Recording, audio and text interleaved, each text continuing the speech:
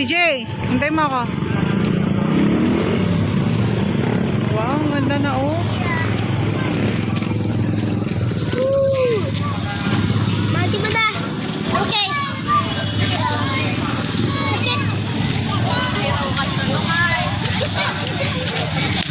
Nak, dito.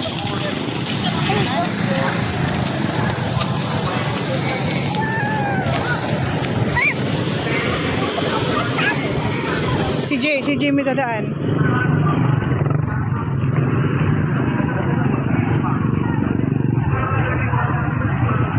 Ayan, pauwi na po kami.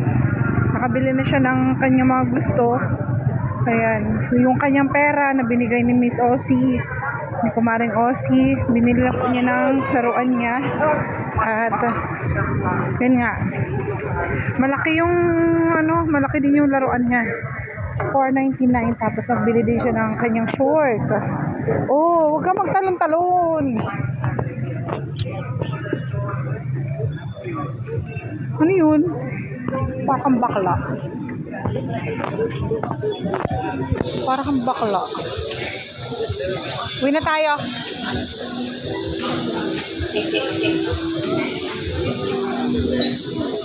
Pandan. Oh, dito tayo. Ito?